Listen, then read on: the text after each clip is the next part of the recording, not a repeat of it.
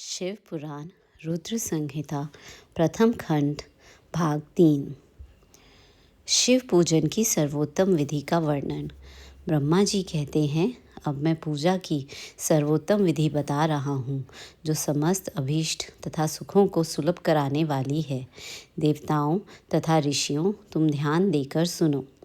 उपासक को चाहिए कि वह ब्रह्म मुहूर्त में शयन से उठकर जगदम्बा पार्वती सहित भगवान शिव का स्मरण करे तथा हाथ जोड़ मस्तक झुकाकर भक्तिपूर्वक उनसे प्रार्थना करे। देवेश्वर उठिए, उठिए, मेरे हृदय मंदिर में शयन करने वाले देवता उठिए। उमाकांत उठिए और ब्रह्मांड में सबका मंगल कीजिए। मैं धर्म को जानता हूँ, किंतु मेरी उसमें प्रवृत्ति नहीं होती। मैं अधर्म को जानता हूँ, परंतु मैं उससे दूर नहीं हो पाता। महादेव, आप मेरे हृदय में स्थित होकर मुझे जैसी प्रेरणा देते हैं, वैसा ही मैं करता हूँ।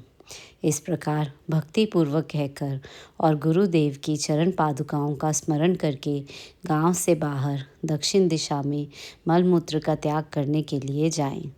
मल त्याग करने के बाद मिट्टी और जल से धोने के द्वारा शरीर की शुद्धि करके दोनों हाथों और पैरों को धोकर दत्वन करें। सूर्योदय होने से पहले ही दत्वन करके मुंह को 16 बार जल की अंजलियों से धोएं। देवताओं तथा ऋषियों, षष्ठी, प्रतिपदा, अमावस्या और नवमी तिथियों तथा रविवार के दिन शिव भक्त को यत्नपूर्वक दत्वन को त्याग देना चाहिए। अवकाश के अनुसार नदी में जाकर अथवा घर में ही भली भांति स्नान करें। मनुष्य को देश और काल के विरुद्ध स्नान नहीं करना चाहिए। रविवार, श्राद्ध, संक्रांति, ग्रहण, महादान, तीर्थ, उपवास दिवस अथवा अशौच प्राप्त होने पर मनुष्य गर्म जल से स्नान न करे। शिव भक्त मनुष्य तीर्थ आदि के प्रवाह के सम्मुख होकर स्नान करे। जो नहाने के पहले तेल लगाना चाहिए, उसे विहित एवं निश्चित दिनों का विचार करके ही तैलाभ्यंग करना चाहिए।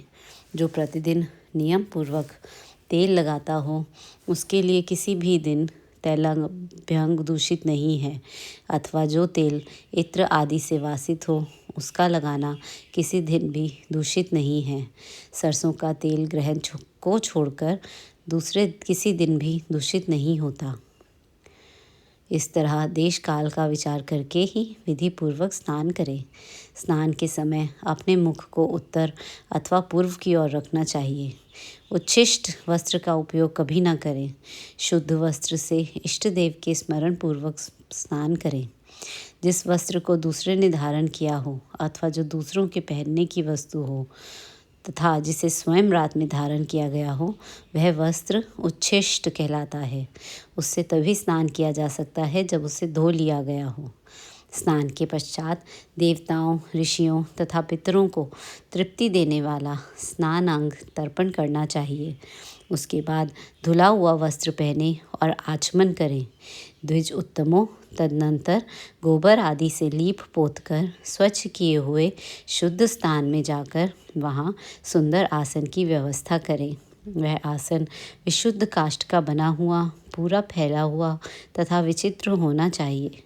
ऐसा आसन संपूर्ण अभीष्ट तथा फलों को देने वाला है।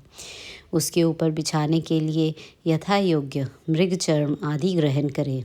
शुद्ध बुद्धि वाला पुरुष उस आसन पर बैठकर भस्म से त्रिपुंड्र लगाए। त्रिपुंड्र से जप तप तथा दान सफल होता है। भस्म के अभाव में त्रिपुंड्र का साधन जल आदि बताया गया है। इस तरह त्रिपुंड्र करके मनुष्य रुद्राक्ष धारण करे और अपने नित्य कर्म का संपादन करके फिर शिव की आराधना करे। तत्पश्चात 3 बार मंत्रोच्चारण पूर्वक आचमन करे। फिर वहाँ शिव की पूजा के लिए अन्न और जल लाकर रखे। दूसरी कोई भी जो वस्तु आवश्यक हो, उसे यथाशक्ति जुटाकर अपने पास रखे। इस प्रकार पूजन सामग्री का संग्रह करके वहाँ धैर्यपूर्वक स्थिर भाव से बैठे। फिर जल, गंध और अक्षत से युक्त एक अर्ध पात्र लेकर उसे दाहिने भाग में रखे, उससे उपचार की सिद्धि होती है।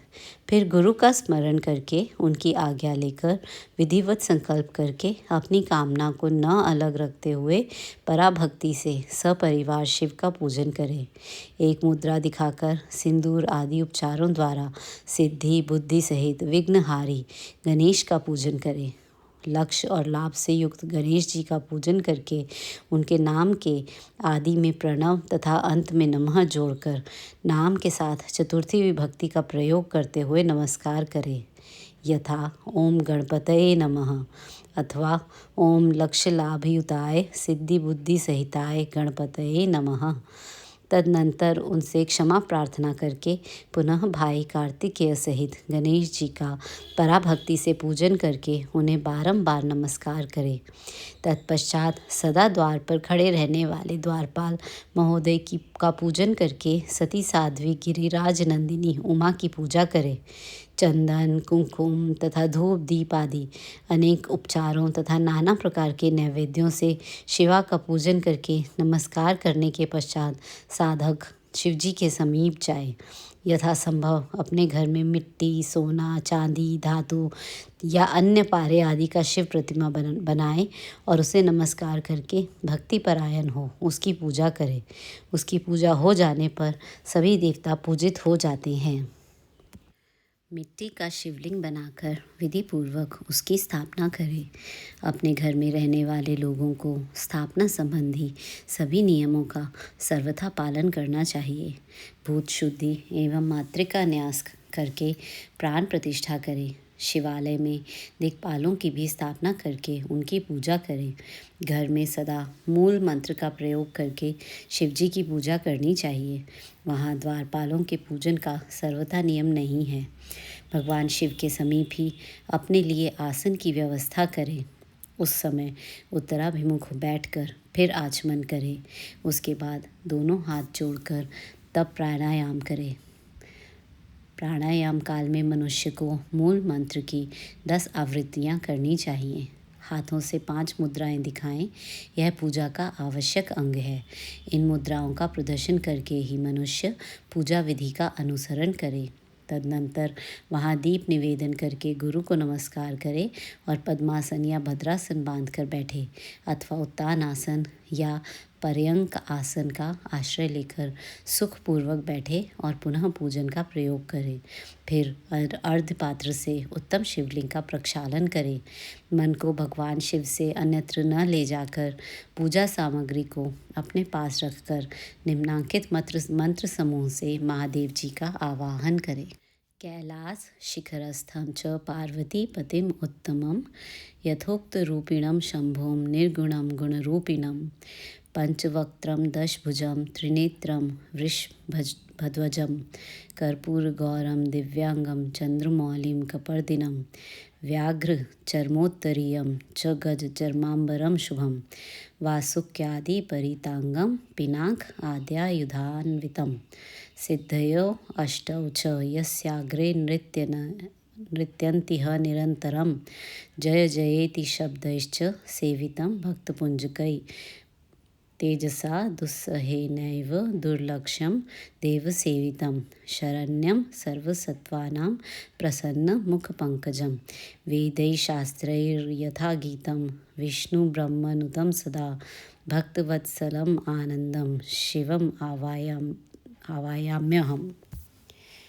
जो कैलाश के शिखर पर निवास करते हैं, पार्वती देवी के पति हैं, समस्त देवताओं से उत्तम हैं, जिनके स्वरूप का शास्त्रों में यथावत वर्णन किया गया है, जो निर्गुण होते हुए भी गुण रूप हैं, जिनके 5 मुख 10 भुजाएं और प्रत्येक मुखमंडल में 3-3 नेत्र हैं, जिनकी ध्वजा पर वृषभ का चिन्ह अंकित है, अंग कांति कर्पूर के समान गौर है, जो दिव्य रूपधारी चंद्रमा रूपी मुकुट से सुशोभित तथा सिर पर जटाजूट धारण करने वाले हैं, जो हाथी की खाल पहनते हैं और व्याघ्र चर्म ओढ़ते हैं, जिनका स्वरूप शुभ है, जिनके अंगों में वासुकी आदि नाग लिपटे रहते हैं, जो पिनाक आदि आयुध धारण करते हैं, जिनके आगे 8 सिद्धियां निरंतर नृत्य करती रहती हैं, भक्त समुदाय जय जयकार करते हुए जिनकी सेवा में लगे रहते हैं, दुस्सह तेज के कारण जिनकी ओर देखना भी कठिन है,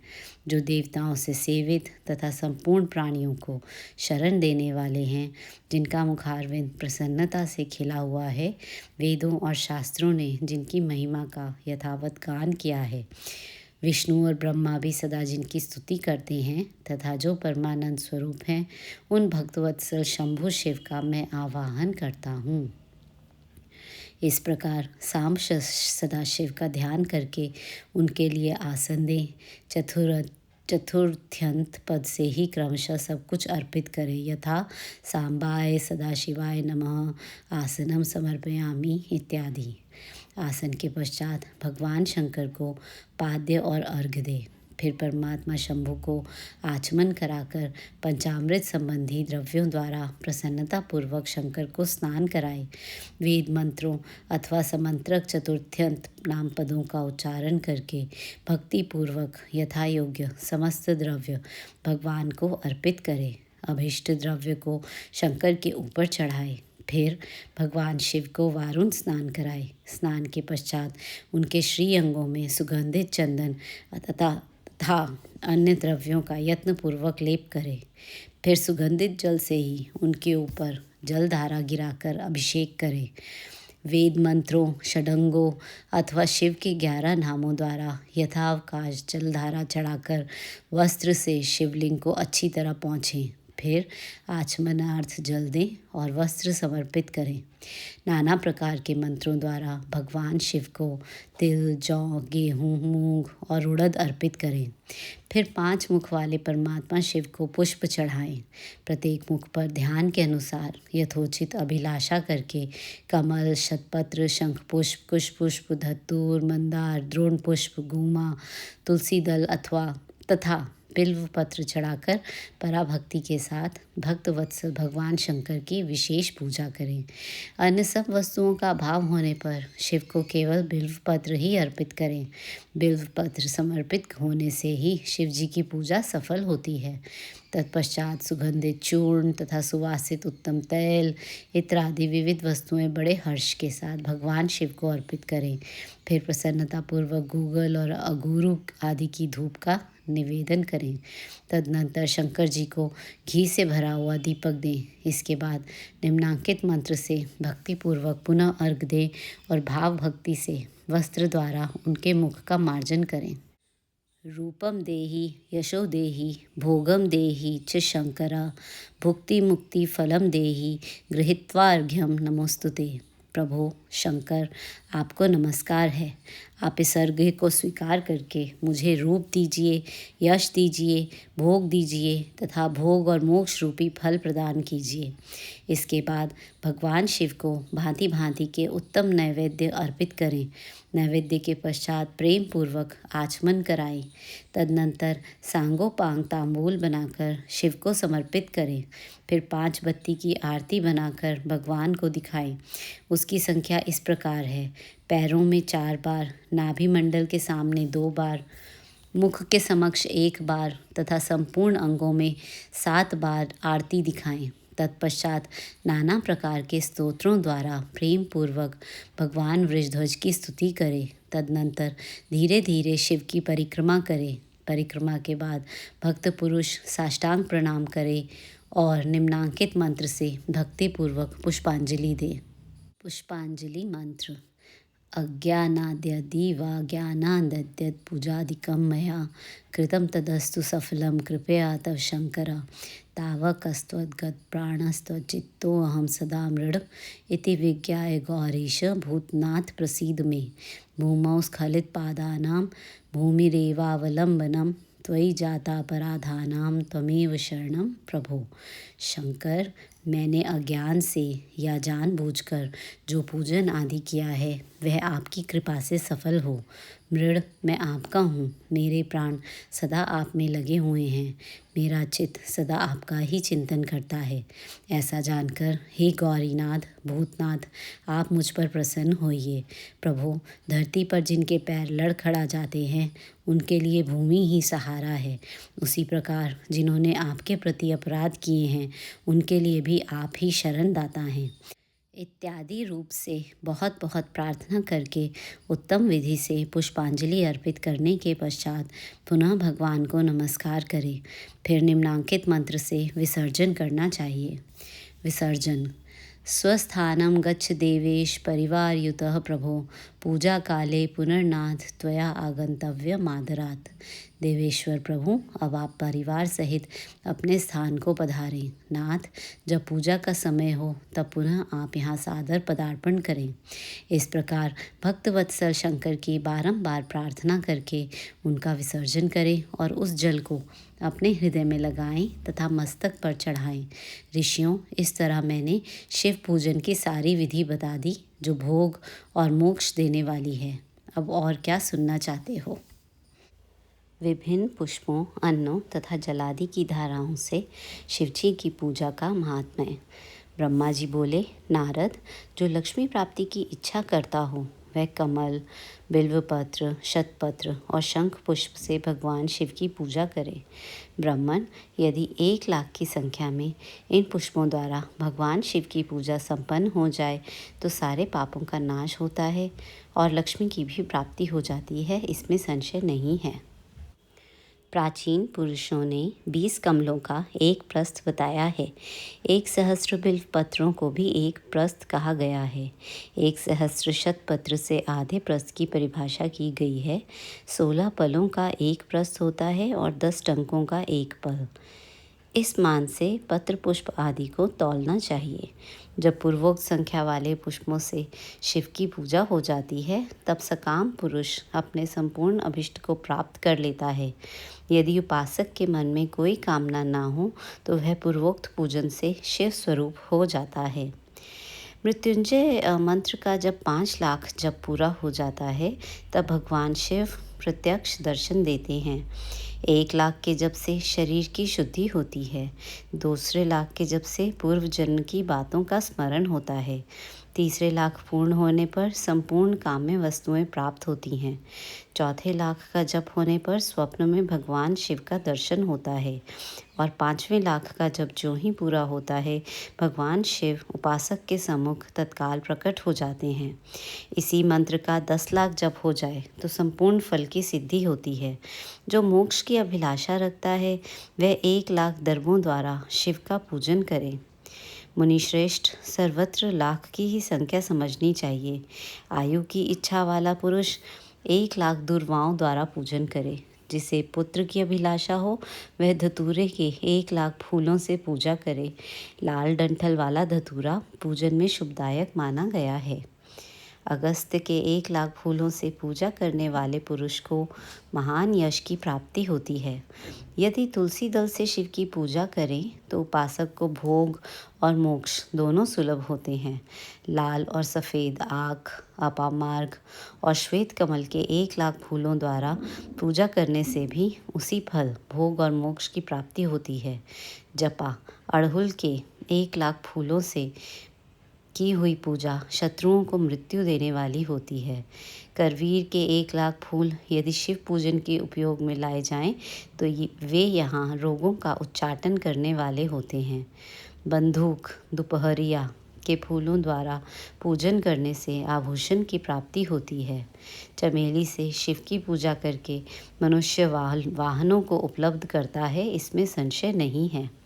अलसी के फूलों से महादेव जी की पूजन करने वाला पुरुष भगवान विष्णु को प्रिय होता है। शमी पत्रों से पूजा करके मनुष्य मोक्ष प्राप्त कर लेता है। बेला के फूल चढ़ाने पर भगवान शिव अत्यंत शुभ लक्षणा पत्नी प्रदान करते हैं। जूही के फूलों से पूजा की जाए तो घर में कभी अन्न की कमी नहीं होती। कनेर के फूलों से पूजा करने पर मनुष्य को वस्त्र की प्राप्ति होती है। सेदुआरी या शिफालिका के फूलों से शिव का पूजन किया जाए तो मन निर्मल होता है। 1,00,000 बिल्वपत्र चढ़ाने पर मनुष्य अपनी सारी काम्य वस्तुएं प्राप्त कर लेता है। श्रृंगार हार हरसिंगार के फूलों से पूजा करने पर सुख संपत्ति की वृद्धि होती है।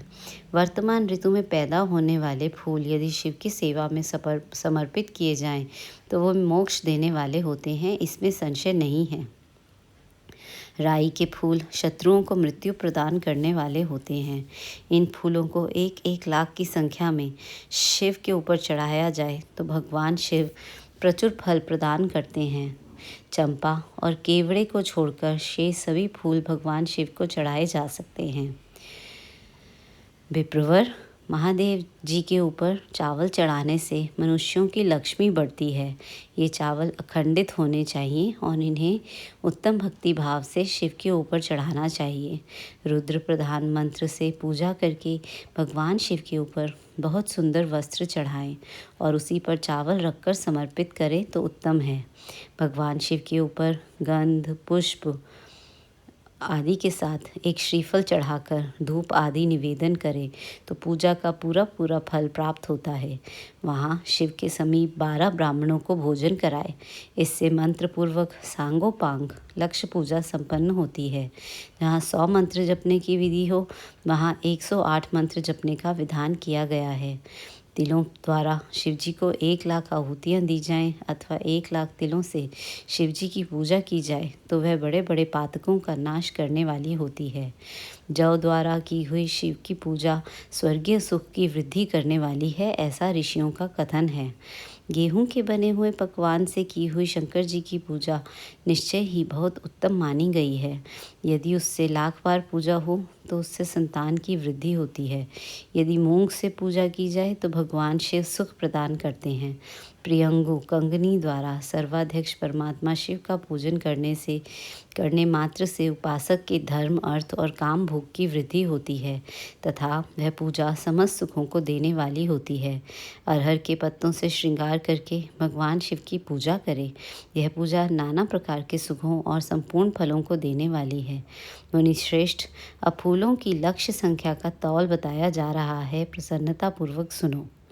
सूक्ष्म मान का प्रदर्शन करने वाले व्यास जी ने एक प्रस्थ शंख पुष्प को 1,00,000 बताया गया है। 11 प्रस्थ चमेली के फूल हों तो वही 1,00,000 फूलों का मान कहा गया है। जूही के 1,00,000 फूलों का भी वही मान है। राई के 1,00,000 फूलों का मान 5.5 प्रस्थ है। उपासक को चाहिए कि वह निष्काम होकर मोक्ष के लिए भगवान शिव की पूजा करे। भक्ति भाव से विधि पूर्वक शिव की पूजा करके भक्तों को पीछे जलधारा समर्पित करनी चाहिए। ज्वर में जो मनुष्य प्रलाप करने लगता है उसकी शांति के लिए जलधारा शुभ कारक बताई गई है। शतरुद्रीय मंत्र से, रुद्री के 11 पाठों से, रुद्र मंत्रों के जप से, पुरुष सूक्त से, 6 ऋचा वाले रुद्र सूक्त से, महामृत्युंजय मंत्र से, गायत्री मंत्र से अथवा शिव के शास्त्रोक्त नामों के आदि में प्रणव और अंत में नमः पद जोड़कर बने हुए मंत्रों द्वारा जलधारा आदि अर्पित करनी चाहिए। सुख और संतान की वृद्धि के लिए जलधारा द्वारा पूजन उत्तम बताया गया है। उत्तम भस्म धारण करके उपासक को प्रेम पूर्वक नाना प्रकार के शुभ एवं दिव्य द्रव्यों द्वारा शिव की पूजा करनी चाहिए और शिव पर उनके सहस्त्र नाम मंत्रों से घी की धारा चढ़ानी चाहिए। ऐसा करने पर वंश का विस्तार होता है, इसमें संशय नहीं है। इसी प्रकार यदि 10,000 मंत्रों द्वारा शिव जी की पूजा की जाए तो प्रमेह रोग की शांति होती है और उपासक को मनवांछित फल की प्राप्ति हो जाती है। यदि कोई नपुंसकता को प्राप्त हो तो वह घी से शिव जी की भली भांति पूजा करे तथा ब्राह्मणों को भोजन कराए। साथ ही उसके लिए मुनीश्वरों ने प्राजापत्य व्रत का भी विधान किया है। यदि बुद्धि जड़ हो जाए तो उस अवस्था में पूजक को केवल शर्करा मिश्रित दुग्ध की धारा चढ़ानी चाहिए। ऐसे करने पर उसे बृहस्पति के समान उत्तम बुद्धि प्राप्त हो जाती है। जब तक 10,000 मंत्रों का जप पूरा न हो जाए तब तक पूर्वोक्त दुग्ध धारा द्वारा भगवान शिव का उत्कृष्ट पूजन चालू रखना चाहिए। जब तन मन में अकारण ही उच्चाटन होने लगे, जी उचट जाए, कहीं भी प्रेम न रहे और दुख बढ़ जाए और अपने घर में सदा कलह रहने लगे, तब पूर्वोक्त रूप से दूध की धारा चढ़ाने से सारा दुख नष्ट हो जाता है। सुवासित तेल से पूजा करने पर भोगों की वृद्धि होती है। यदि मधु से शिव की पूजा की जाए तो राज यक्ष्मा का रोग दूर हो जाता है। यदि शिव पर ईख के रस की धारा चढ़ाई जाए तो वह भी संपूर्ण आनंद की प्राप्ति कराने वाला होती है। गंगा जल की धारा तो भोग और मोक्ष दोनों फलों को देने वाली है। ये सब जो धाराएं बताई गई हैं, इन सबको मृत्युंजय मंत्र से चढ़ाना चाहिए। उसमें भी उक्त मंत्र का विधानतः 10,000 जप करना चाहिए और 11 ब्राह्मणों को भोजन कराना चाहिए। सृष्टि का वर्णन। तदनंतर नारद जी के पूछने पर ब्रह्मा जी बोले, मुने, हमें पूर्वोक्त आदेश देकर जब महादेव जी अंतर ध्यान हो गए तब मैं उनकी आज्ञा का पालन करने के लिए ध्यान मग्न हो कर्तव्य का विचार करने लगा। उस समय भगवान शंकर को नमस्कार करके श्री हरि से ज्ञान पाकर परमानंद को प्राप्त हो मैंने सृष्टि करने का ही निश्चय किया। तात भगवान विष्णु भी वहाँ सदाशिव को प्रणाम करके मुझे आवश्यक उपदेश देकर तत्काल अदृश्य हो गए। वे ब्रह्मांड से बाहर जाकर भगवान शिव की कृपा प्राप्त करके बैकुंठ धाम में जा पहुँचे और सदा वहीं रहने लगे। मैंने सृष्टि की इच्छा से भगवान शिव और विष्णु का स्मरण करके पहले के रचे हुए जल में अपनी अंजलि डालकर जल को ऊपर की ओर उछाला। इससे वहाँ एक अंड प्रकट हुआ जो 24 तत्वों का समूह कहा जाता है। विप्रवर, वह विराट आकार वाला अंड जड़ रूप ही था। उसमें चेतना ना देखकर मुझे बड़ा संशय हुआ और मैं अत्यंत कठोर तप करने लगा। 12 वर्षों तक भगवान विष्णु के चिंतन में लगा रहा। तात वह समय पूर्ण होने पर भगवान श्री हरि स्वयं प्रकट हुए और बड़े प्रेम से मेरे अंगों का स्पर्श करते हुए मुझसे प्रसन्नतापूर्वक बोले। श्री विष्णु ने कहा, ब्राह्मण, तुम वर मांगो, मैं प्रसन्न हूँ। मुझे तुम्हारे लिए कुछ भी अदेय नहीं है। भगवान शिव की कृपा से मैं सब कुछ देने में समर्थ हूँ। ब्रह्मा बोले, अर्थात मैंने कहा, महाभाग, आपने जो मुझ पर कृपा की है वह सर्वथा उचित ही है, क्योंकि भगवान शंकर ने मुझे आपके हाथों में सौंप दिया है। विष्णु, आपको नमस्कार है। आज मैं आपसे जो कुछ मांगता हूँ उसे दीजिए। प्रभो, यह विराट रूप 24 तत्वों से बना हुआ अंड किसी तरह चेतन नहीं हो रहा है, जड़ीभूत दिखाई देता है। हरे, इस समय भगवान शिव की कृपा से आप यहाँ प्रकट हुए हैं, अतः शंकर की सृष्टि शक्ति या विभूति से प्राप्त हुए इस अंड में चेतनता लाइए। मेरे ऐसा कहने पर शिव की आज्ञा में तत्पर रहने वाले महाविष्णु ने अनंत रूप का आश्रय ले उस अंड में प्रवेश किया। उस समय उन परम पुरुष के सहस्त्रों मस्तक, सहस्त्रों नेत्र और सहस्त्रों पैर थे। उन्होंने भूमि को सब ओर से घेर कर उस अंड को व्याप्त कर लिया था। मेरे द्वारा भली भांति स्तुति की जाने पर जब श्री विष्णु ने उस अंड में प्रवेश किया तब वह 24 तत्वों का विकार रूप अंड सचेतन हो गया।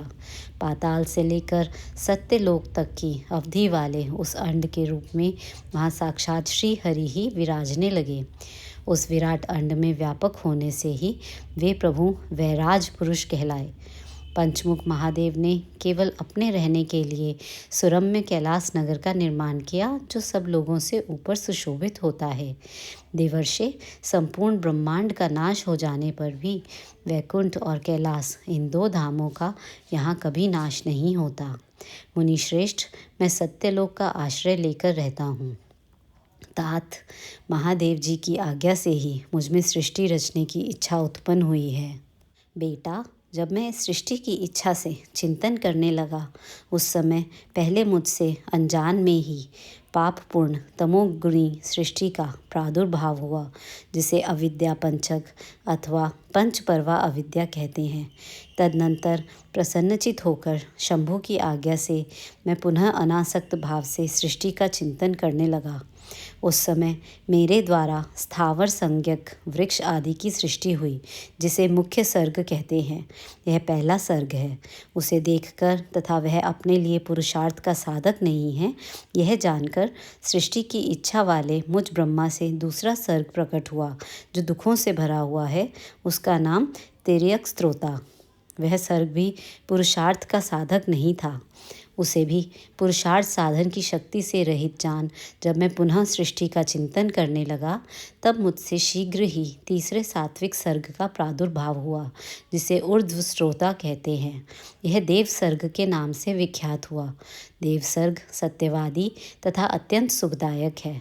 उसे भी पुरुषार्थ साधन की रुचि एवं अधिकार से रहित मानकर मैंने अन्य सर्ग के लिए अपने स्वामी श्री शिव का चिंतन आरंभ किया। तब भगवान शंकर की आज्ञा से एक रजोगुनी सृष्टि का प्रादुर्भाव हुआ, जिसे अर्वाक स्त्रोता कहा गया है। इस सर्ग के प्राणी मनुष्य हैं, जो पुरुषार्थ साधन के उच्च अधिकारी हैं। तदनंतर महादेव जी की आज्ञा से भूत आदि की सृष्टि हुई। इस प्रकार मैंने 5 तरह की वैकृत सृष्टि का वर्णन किया है। इनके सिवा 3 प्राकृत सर्ग भी कहे गए हैं, जो मुझ ब्रह्मा के सानिध्य से प्रकृति से ही प्रकट हुए हैं। इनमें पहला महत्त्व का सर्ग है, दूसरा सूक्ष्म भूतों अर्थात तन्मात्राओं का सर्ग है और तीसरा वैकारिक सर्ग कहलाता है। इस तरह ये 3 प्राकृत सर्ग हैं। प्राकृत और वैकृत दोनों प्रकार के सर्गों को मिलाने से 8 सर्ग होते हैं। इनके सिवा 9वां कुमार सर्ग है, जो प्राकृत और वैकृत भी है। इन सब के अवान्तर भेद का वर्णन मैं नहीं कर सकता, क्योंकि उसका उपयोग बहुत थोड़ा है। अब द्विजात्मक सर्ग का प्रतिपादन करता हूँ। इसी का दूसरा नाम कौमार्क सर्ग है, जिसमें सनक सनंदन आदि कुमारों की महत्वपूर्ण सृष्टि हुई है। सनक आदि मेरे 4 मानस पुत्र हैं, जो मुझ ब्रह्मा के ही समान हैं। वे महान वैराग्य से संपन्न हैं तथा उत्तम व्रत का पालन करने वाले हुए। उनका मन सदा भगवान शिव के चिंतन में ही लगा रहता है। वे संसार से विमुख एवं ज्ञानी हैं। उन्होंने मेरे आदेश देने पर भी सृष्टि के कार्य में मन नहीं लगाया। मुनिश्रेष्ठ नारद सनकादि कुमारों के दिए हुए नकारात्मक उत्तर को सुनकर मैंने बड़ा भयंकर क्रोध प्रकट किया। उस समय मुझ पर मोह छा गया। उस अवसर पर मैंने मन ही मन भगवान विष्णु का स्मरण किया। वे शीघ्र ही आ गए और उन्होंने समझाते हुए मुझसे कहा, तुम भगवान शिव की प्रसन्नता के लिए तपस्या करो। मुनिश्रेष्ठ श्रीहरि ने जब मुझे ऐसी शिक्षा दी, तब मैं महाघोर एवं उत्कृष्ट तप करने लगा। सृष्टि के लिए तपस्या करते हुए मेरे दोनों भौहों और नासिका के मध्य भाग से, जो उनका अपना ही अविमुक्त नामक स्थान है, महेश्वर की 3 मूर्तियों में से अन्यतम पूर्णांश सर्वेश्वर एवं दया सागर भगवान शिव अर्धनारीश्वर रूप में प्रकट हुए, जो जन्म से रहित तेज की राशि सर्वज्ञ तथा सर्वस्रष्टा हैं। उन नील लोहित नामधारी साक्षात उमा वल्लभ शंकर को सामने देख बड़ी भक्ति से मस्तक झुका उनकी स्तुति करके मैं बड़ा प्रसन्न हुआ और उन देवेश्वर से बोला, प्रभो आप भांति भांति के जीवों की सृष्टि कीजिए। मेरी यह बात सुनकर उन देवाधिदेव महेश्वर रुद्र ने अपने ही समान बहुत से रुद्रगणों की सृष्टि की। तब मैंने अपने स्वामी महेश्वर महारुद्र से फिर कहा, देव आप ऐसे जीवों की सृष्टि कीजिए जो जन्म और मृत्यु के भय से युक्त हों। मुनिश्रेष्ठ मेरी ऐसी बात सुनकर करुणा सागर महादेव जी हंस पड़े और तत्काल इस प्रकार बोले। महादेव जी ने कहा, विधाता मैं जन्म और मृत्यु के भय से युक्त अशोभन जीवों की सृष्टि नहीं करूँगा, क्योंकि वे कर्मों के अधीन हो दुख के समुद्र में डूबे रहेंगे। मैं तो दुख के सागर में डूबे हुए उन जीवों का उद्धार मात्र करूँगा। गुरु का स्वरूप धारण करके उत्तम ज्ञान प्रदान कर उन सबको संसार सागर से पार करूँगा। प्रजापते दुख में डूबे हुए सारे जीव की सृष्टि तो तुम ही करो। मेरी आज्ञा से इस कार्य में प्रवृत्त होने के कारण तुम्हें माया नहीं बांध सकेगी। मुझसे ऐसा कहकर श्रीमान भगवान नील लोहित महादेव मेरे देखते देखते अपने पार्षदों के साथ वहाँ से तत्काल तिरोहित हो गए। स्वयंभुव मनु और शतरूपा की, ऋषियों की तथा दक्ष कन्याओं की संतानों का वर्णन तथा सती और शिव की महत्ता का प्रतिपादन। ब्रह्मा जी कहते हैं, नारद, तदनंतर मैंने शब्द, तन्मात्रा आदि सूक्ष्म भूतों को स्वयं ही पंचीकृत करके अर्थात उन पांचों का परस्पर सम्मिश्रण करके स्थूल आकाश, वायु, अग्नि, जल और पृथ्वी की सृष्टि की। पर्वतों, समुद्रों और वृक्षों आदि को उत्पन्न किया। कला से लेकर युग पर्यंत जो काल विभाग है उनकी रचना की। मुने, उत्पत्ति और विनाश वाले और भी बहुत से पदार्थों का मैंने निर्माण किया, परंतु इससे मुझे संतोष नहीं हुआ।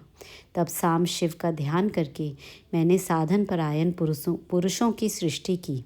अपने दोनों नेत्रों से मरीचि को, हृदय से भृगु को, सिर से अंगिरा को, व्यान वायु से मुनिश्रेष्ठ पुलह को, उदान वायु से पुलस्त्य को, समान वायु से वशिष्ठ को, अपान से क्रतु को, दोनों कानों से अत्रि को, प्राणों से दक्ष को, गोद से तुमको, छाया से कर्दम मुनि को तथा संकल्प से समस्त साधनों के साधन धर्म को उत्पन्न किया। मुनिश्रेष्ठ, इस तरह इन उत्तम साधकों की सृष्टि करके महादेव जी की कृपा से मैंने अपने आप को कृतार्थ माना। तात तत्पश्चात संकल्प से उत्पन्न हुए धर्म मेरी आज्ञा से मानव रूप धारण करके साधकों की प्रेरणा से साधन में लग गए। इसके बाद मैंने अपने विभिन्न अंगों से देवता, असुर आदि के रूप में असंख्य पुत्रों की सृष्टि करके उन्हें भिन्न भिन्न शरीर प्रदान किए। मुने, तदनंतर अंतर्यामी भगवान शंकर की प्रेरणा से अपने शरीर को 2 भागों में विभक्त करके मैं 2 रूप वाला हो गया। नारद, आधे शरीर से मैं स्त्री हो गया और आधे से पुरुष। उस पुरुष ने उस स्त्री के गर्भ से सर्व साधन समर्थ उत्तम जोड़े को उत्पन्न किया। उस जोड़े में जो पुरुष था वही स्वयंभुव मनु के नाम से प्रसिद्ध हुआ। स्वयंभुव मनु उच्च कोटि के साधक हुए तथा जो स्त्री हुई वह शतरूपा कहलाई। वह योगिनी एवं तपस्विनी हुई। तात मनु ने वैवाहिक विधि से अत्यंत सुंदरी शतरूपा का पाणी ग्रहण किया और उससे वे मैथुन जनित सृष्टि उत्पन्न करने लगे। उन्होंने शतरूपा से प्रियव्रत और उत्तानपाद नामक 2 पुत्र और 3 कन्याएं उत्पन्न की। कन्याओं के नाम थे आकुति, देवहूति और प्रसूति। मनु ने आकुति का विवाह प्रजापति रुचि के साथ किया। मजली पुत्री देवहूति कर्दम को ब्याह दी और उत्तानपाद की सबसे छोटी बहन प्रसूति प्रजापति दक्ष को दे दी। उनकी संतान परंपराओं से समस्त चराचर जगत व्याप्त है। रुचि से आकुति के गर्भ से यज्ञ और दक्षिणा नामक स्त्री पुरुष का जोड़ा उत्पन्न हुआ। यज्ञ के दक्षिणा से 12 पुत्र हुए। मुने, कर्दम द्वारा देवहूति के गर्भ से बहुत सी पुत्रियां उत्पन्न हुईं। दक्ष के प्रसूति से 24 कन्याएं हुईं। उनमें से श्रद्धा आदि 13 कन्याओं का विवाह दक्ष ने धर्म के साथ कर दिया। मुनीश्वर, धर्म की उन पत्नियों के नाम सुनो। श्रद्धा, लक्ष्मी, धृति, तुष्टि, पुष्टि, मेधा, क्रिया, बुद्धि, लज्जा, वसु, शांति, सिद्धि और कीर्ति, ये सब 13 हैं। इनसे छोटी जो शेष 11 सुलोचना कन्याएं थीं उनके नाम इस प्रकार हैं: ख्याति, सती, संभूति, स्मृति, प्रीति, क्षमा, संगनति, अनसूया, ऊर्जा, स्वाहा तथा स्वधा। भृगु, शिव, मरीचि, अंगिरा, मुनि, पुलस्त्य, पुलह, मुनिश्रेष्ठ, क्रतु, अत्रि, वशिष्ठ, अग्नि और पितरों ने क्रमशः इन ख्याति आदि कन्याओं का पाणी ग्रहण किया। भृगु आदि मुनि श्रेष्ठ साधक हैं। इनकी संतानों से चराचर प्राणियों सहित सारी त्रिलोकी भरी हुई है। इस प्रकार अंबिकापति महादेव जी की आज्ञा से अपने पूर्व कर्मों के अनुसार बहुत से प्राणी असंख्य श्रेष्ठ द्विजों के रूप में उत्पन्न हुए। कल्पभेद से दक्ष के 60 कन्याएं बताई गई हैं। उनमें से 10 कन्याओं का विवाह उन्होंने धर्म के साथ किया। 27 कन्याएं चंद्रमा को ब्याह दी और विधि पूर्वक 13 कन्याओं के हाथ दक्ष ने कश्यप के हाथ में दे दिए। नारद, उन्होंने 4 कन्याएं श्रेष्ठ रूप वाले तार्क्ष अरिष्ट नेमि को ब्याह दी तथा भृगु अंगिरा और कृशाश्व को 2-2 कन्याएं अर्पित की। उन स्त्रियों से उनके पतियों द्वारा बहुसंख्यक चराचर प्राणियों की उत्पत्ति हुई। मुनिश्रेष्ठ दक्ष ने महात्मा कश्यप को जिन 13 कन्याओं का विधिपूर्वक दान दिया था, उनकी संतानों से सारी त्रिलोकी व्याप्त है। स्थावर और जंगम कोई भी सृष्टि ऐसी नहीं है जो कश्यप की संतानों से शून्य हो। देवता, ऋषि, दैत्य, वृक्ष, पक्षी, पर्वत तथा तृणलता आदि सभी कश्यप पत्नियों से पैदा हुए हैं। इस प्रकार दक्ष कन्याओं की संतानों से सारा चराचर जगत व्याप्त है। पाताल से लेकर सत्यलोक पर्यंत समस्त ब्रह्मांड निश्चय ही उनकी संतानों से सदा भरा रहता है, कभी खाली नहीं होता। इस तरह भगवान शंकर की आज्ञा से ब्रह्मा जी ने भली भांति सृष्टि की। पूर्व काल में सर्वव्यापी शंभु ने जिन्हें तपस्या के लिए प्रकट किया था तथा रुद्रदेव ने त्रिशूल के अग्रभाग पर रखकर जिनकी सदा रक्षा की है, वे ही सती देवी लोकहित का कार्य संपादित करने के लिए दक्ष से प्रकट हुई थीं। उन्होंने भक्तों के उद्धार के लिए अनेक लीलाएं की थीं। इस प्रकार देवी शिवा ही सती होकर भगवान शंकर से ब्याही गई, किंतु पिता के यज्ञ में पति का अपमान देख उन्होंने अपने शरीर को त्याग दिया और फिर उसे ग्रहण नहीं किया। वे अपने परम पद को प्राप्त हो गईं। फिर देवताओं की प्रार्थना से ही वे ही शिवा पार्वती रूप में प्रकट हुई और बड़ी भारी तपस्या करके पुनः भगवान शिव को उन्होंने प्राप्त कर लिया। मुनीश्वर, इस जगत में उनके अनेक नाम प्रसिद्ध हुए हैं। उनके कालिका, चंडिका, भद्रा, चामुंडा, विजया, जया, जयंती, भद्रकाली, दुर्गा, भगवती, कामाख्या, कामदा, अम्बा, मृडानी और सर्वमंगला आदि अनेक नाम हैं जो भोग और मोक्ष देने वाले हैं। ये सभी नाम उनके गुण और कर्मों के अनुसार हैं। मुनि श्रेष्ठ नारद, इस प्रकार मैंने सृष्टि क्रम का तुमसे वर्णन किया है। ब्रह्मांड का यह सारा भाग भगवान शिव की आज्ञा से मेरे द्वारा रचा गया है। भगवान शिव को परब्रह्म परमात्मा कहा गया है। मैं, विष्णु तथा रुद्र, ये 3 देवता गुण भेद से उन्हीं के रूप बतलाए गए हैं। वे मनोरम शिवलोक में शिवा के साथ स्वच्छंद विहार करते हैं। भगवान शिव स्वतंत्र परमात्मा हैं, निर्गुण और सगुण भी वे ही हैं। यज्ञदत्त कुमार को भगवान शिव की कृपा से कुबेर पद की प्राप्ति तथा उनकी भगवान शिव के साथ मैत्री। सूत जी कहते हैं, मुनीश्वरों, ब्रह्मा जी की यह बात सुनकर नारद जी ने विनयपूर्वक उन्हें प्रणाम किया और पुनः पूछा, भगवान, भक्तवत्सल भगवान शंकर कैलाश पर्वत पर कब गए और महात्मा कुबेर के साथ उनकी मैत्री कब हुई? परिपूर्ण मंगल विग्रह महादेव जी ने वहाँ क्या किया, यह सब आप मुझे बताइए। इसे सुनने के लिए मेरे मन में बड़ा कौतूहल है। ब्रह्मा जी ने कहा, नारद सुनो, चंद्रमौली भगवान शंकर के चरित्र का वर्णन करता हूँ। वे कैसे कैलाश पर्वत पर गए और कुबेर की उनके साथ किस प्रकार मैत्री हुई, यह सब सुनाता हूँ। कांपिल्य नगर में यज्ञदत्त नाम से प्रसिद्ध एक ब्राह्मण रहते थे जो बड़े सदाचारी थे। उनके एक पुत्र हुआ जिसका नाम गुणनिधि था। वे बड़ा ही दुराचारी और जुआरी हो गया था। पिता ने अपने उस पुत्र को त्याग दिया। वह घर से निकल गया और कई दिनों तक भूखा भटकता रहा। एक दिन वह नैवेद्य चुराने की इच्छा से एक शिव मंदिर में गया। वहाँ उसने अपने वस्त्र को जलाकर उजाला किया, यह मानो उसके द्वारा भगवान शिव के लिए दीपदान किया गया। तत्पश्चात वह चोरी में पकड़ा गया और उसे प्राणदंड मिला। अपने कुकर्मों के कारण वह यमदूतों द्वारा बांधा गया।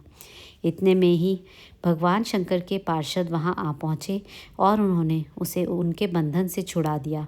शिवगणों के संग से उसका हृदय शुद्ध हो गया था, अतः वह उन्हीं के साथ तत्काल शिवलोक में चला गया। वहाँ सारे दिव्य भोगों का उपभोग तथा उमा महेश्वर का सेवन करके कालांतर में वह कलिंग राज अरिंदम का पुत्र हुआ। वहाँ उसका नाम दम था। वह निरंतर भगवान शिव की सेवा में लगा रहता था। बालक होने पर भी वह दूसरे बालकों के साथ शिव का भजन किया करता था। वह क्रमशः युवावस्था को प्राप्त हुआ और पिता के परलोक गमन के पश्चात राज सिंहासन पर बैठा। राजा दम बड़ी प्रसन्नता के साथ सब और शिव धर्मों का प्रचार करने लगे। भूपाल दम का दमन करना दूसरों के लिए सर्वथा कठिन था। ब्राह्मण समस्त शिवालयों में दीपदान करने के अतिरिक्त वे दूसरे किसी धर्म को नहीं जानते थे। उन्होंने अपने राज्य में रहने वाले समस्त ग्रामाध्यक्षों को बुलाकर यह आज्ञा दे दी कि शिव मंदिर में दीपदान करना सबके लिए अनिवार्य होगा।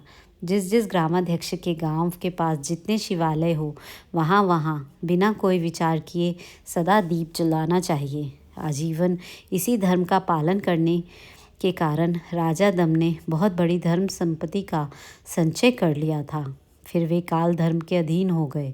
दीपदान की वासना से युक्त होने के कारण उन्होंने शिवालय में बहुत से दीप जलवाए और उसके फलस्वरूप जन्मांतर में वे रत्नमय दीपों के प्रभा की आश्रय हो अलकापुरी के स्वामी हुए। इस प्रकार भगवान शिव के लिए किया हुआ थोड़ा सा भी पूजन या आराधन समयानुसार महान फल देता है। ऐसा जानकर उत्तम सुख की इच्छा रखने वाले लोगों को शिव का भजन अवश्य करना चाहिए। वह दीक्षित का पुत्र जो सदा सब प्रकार के अधर्मों में ही रचा पचा रहता था, दैव योग से शिवालय में धन चुराने के लिए गया और उसने स्वार्थवश अपने कपड़े को दीपक की बत्ती बनाकर उसके प्रकाश से शिवलिंग के ऊपर का अंधेरा दूर कर दिया। इस सत्कर्म के फलस्वरूप वह कलिंग देश का राजा हुआ और धर्म में उसका अनुराग हो गया। फिर दीप की वासना का उदय होने से शिवालयों में दीप जलवाकर उसने यह दिक्पाल पद पा लिया। मुनीश्वर, देखो तो सही, कहाँ उसका वह कर्म और कहाँ यह दिक्पाल की पदवी जिसका यह मानव धर्मा प्राणी इस समय वहाँ उपभोग कर रहा है। तात, यह तो उसके ऊपर शिव के संतुष्ट होने की बात बताई गई। अब एकचित होकर यह सुनो कि किस प्रकार सदा के लिए उसकी भगवान शिव के साथ मित्रता हो गई। मैं इस प्रसंग का तुमसे वर्णन करता हूँ। नारद, पहले के पाद्मकल्प की बात है। मुझ ब्रह्मा के मानस पुत्र पुलस्त्य से विश्रवा का जन्म हुआ और विश्रवा के पुत्र वैश्रवण हुए कुबेर। उन्होंने पूर्व काल में अत्यंत उग्र तपस्या के कारण त्रिनेत्रधारी महादेव की आराधना करके विश्वकर्मा की बनाई हुई इस अलकापुरी का उपभोग किया। जब वह कल्प व्यतीत हो गया और मेघवाहन कल्प आरंभ हुआ, उस समय वह यज्ञदत्त का पुत्र जो प्रकाश का दान करने वाला था, कुबेर के रूप में अत्यंत दुस्सह तपस्या करने लगा। दीपदान मात्र से मिलने वाली शिव भक्ति के प्रभाव को जानकर वह शिव की चित्त प्रकाशिका काशिकापुरी में आ गया और अपने चित्त रूपी रत्नमय प्रदीपों से 11 रुद्रों को उद्बोधित करके अनन्य भक्ति एवं स्नेह से संपन्न हो वह तन्मयतापूर्वक शिव के ध्यान में मग्न हो निश्चल भाव से बैठ गया। जो शिव की एकता का महान पात्र है, तपरूपी अग्नि से बड़ा हुआ है, काम क्रोध आदि महाविघ्न रूपी पतंगों के आघात से शून्य है, प्राण निरोध रूपी वायु शून्य स्थान में निश्चल भाव से प्रकाशित है, निर्मल दृष्टि के कारण स्वरूप से भी निर्मल है तथा सद्भाव रूपी पुष्पों से जिसकी पूजा की गई है, ऐसे शिवलिंग की प्रतिष्ठा करके वह तब तक तपस्या में लगा रहा जब तक उसके शरीर में केवल अस्थि और चर्म मात्र ही अवशिष्ट नहीं रह गए। इस प्रकार उसने 10,000 वर्षों तक तपस्या की। तदनंतर विशालाक्षी पार्वती देवी के साथ भगवान विश्वनाथ कुबेर के पास आए। उन्होंने प्रसन्न चित्त से अलकापति की ओर देखा। वे शिवलिंग को मन में एकाग्र करके ठूंठे काट की भांति स्थिर भाव से बैठे थे। भगवान शिव ने उनसे कहा, अलकापते, मैं वर देने के लिए उद्यत हूँ, तुम अपना मनोरथ बताओ।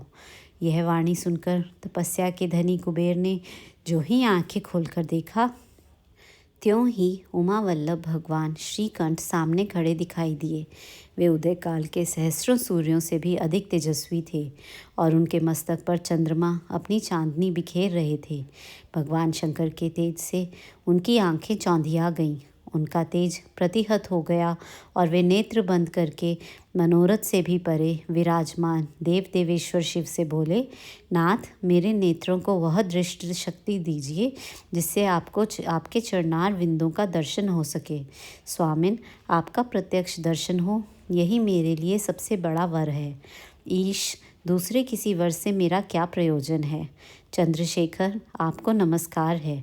कुबेर की यह बात सुनकर देवादिदेव उमापति ने अपनी हथेली से उनका स्पर्श करके उन्हें देखने की शक्ति प्रदान की। दृष्टि शक्ति मिल जाने पर यज्ञदत्त के उस पुत्र ने आंखें फाड़ फाड़ कर पहले उमा की ओर ही देखना आरंभ किया। वह मन ही मन सोचने लगा, भगवान शंकर के समीप यह सर्वांग सुंदरी कौन है? इसने ऐसा कौन सा तप किया है जो मेरी भी तपस्या से बढ़ गया है? यह रूप, यह प्रेम, यह सौभाग्य, यह असीम शोभा सभी अद्भुत हैं। वह ब्राह्मण कुमार बार बार यही कहने लगा। जब बार बार यही कहता हुआ वह क्रूर दृष्टि से उनकी ओर देखने लगा, तब वामा के अवलोकन से उसकी बाईं आंख फूट गई।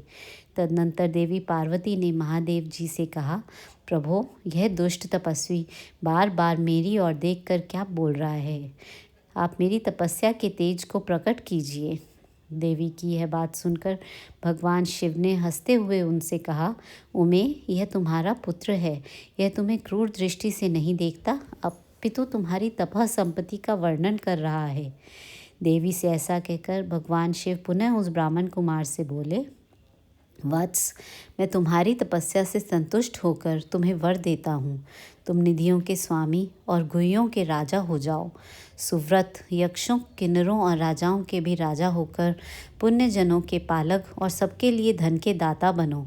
मेरे साथ तुम्हारी सदा मैत्री बनी रहेगी और मैं नित्य तुम्हारे निकट निवास करूँगा। मित्र, तुम्हारी प्रीति बढ़ाने के लिए मैं अलका के पास ही रहूँगा। आओ, इन उमा देवी के चरणों में तुम साष्टांग प्रणाम करो, क्योंकि ये तुम्हारी माता हैं।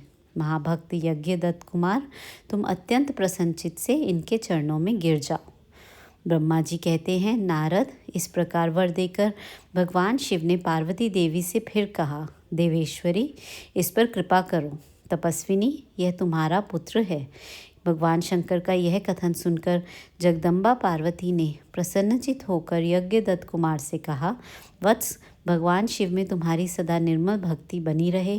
तुम्हारी बाईं आंख तो फूट गई है, इसलिए एक ही पिंगल नेत्र से युक्त रहो। महादेव जी ने जो वर दिए हैं वे सब उसी रूप में तुम्हें सुलभ हों। बेटा, मेरे रूप के प्रति ईर्ष्या करने के कारण तुम कुबेर नाम से प्रसिद्ध हो जाओगे। इस प्रकार कुबेर को वर देकर भगवान महेश्वर पार्वती देवी के साथ अपने विश्वेश्वर धाम में चले गए। इस तरह कुबेर ने भगवान शंकर की मैत्री प्राप्त की और अलकापुरी के पास जो कैलाश पर्वत है, वहाँ भगवान शंकर का निवास हो गया।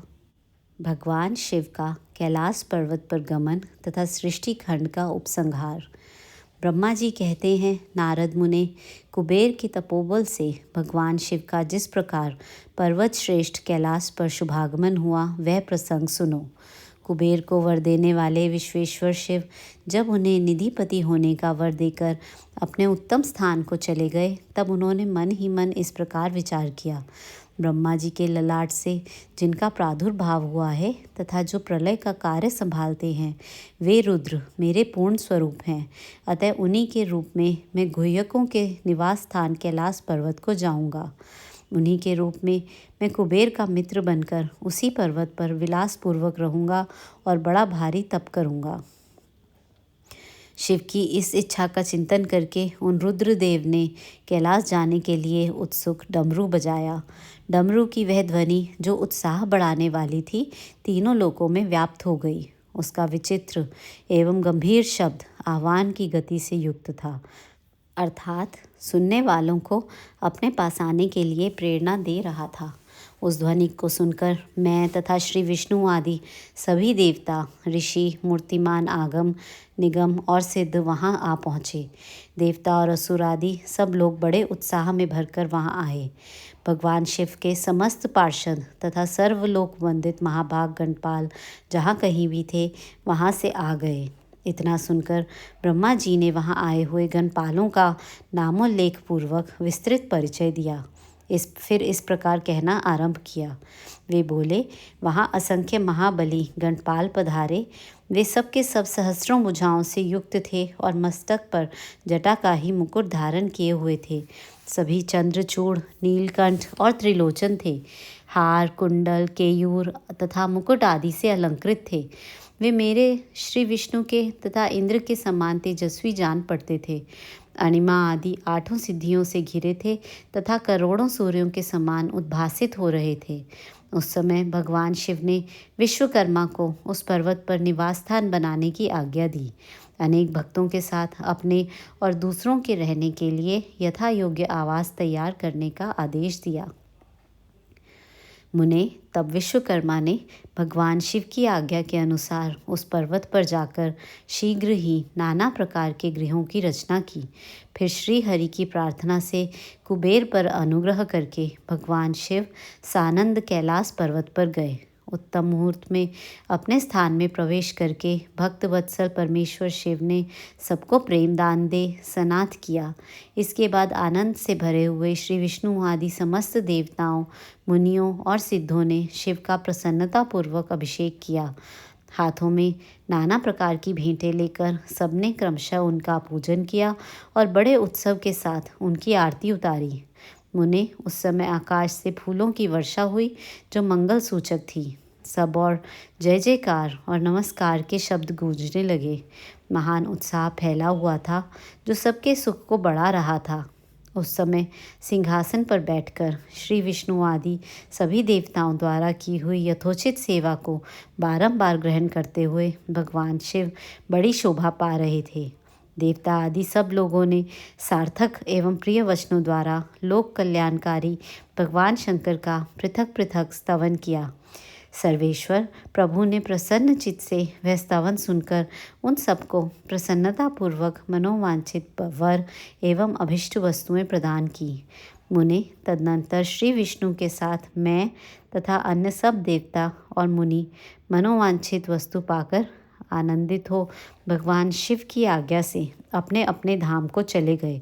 कुबेर भी शिव की आज्ञा से प्रसन्नतापूर्वक अपने स्थान को चले गए। फिर वे भगवान शंभु, जो सर्वथा स्वतंत्र हैं, योग परायण एवं ध्यान तत्पर हो पर्वत प्रवर कैलाश पर रहने लगे। कुछ काल बिना पत्नी के ही बिना बिताकर परमेश्वर शिव ने 10 कन्या सती को पत्नी रूप में प्राप्त किया। फिर वे महेश्वर दक्ष कुमारी सती के साथ विहार करने लगे और लोकाचार परायण हो सुख का अनुभव करने लगे। मुनीश्वर, इस प्रकार मैंने तुमसे यह रुद्र के अवतार का वर्णन किया है। साथ ही उनके कैलाश पर आगमन और कुबेर के साथ मैत्री का भी प्रसंग सुनाया है।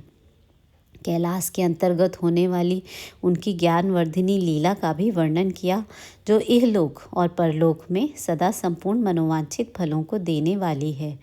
जो एकाग्रचित हो इस कथा को सुनता या पढ़ता है, वह इस लोक में भोग पाकर परलोक में मोक्ष लाभ करता है। रुद्र संहिता का सृष्टिखंड संपूर्ण। ओम नमः शिवाय।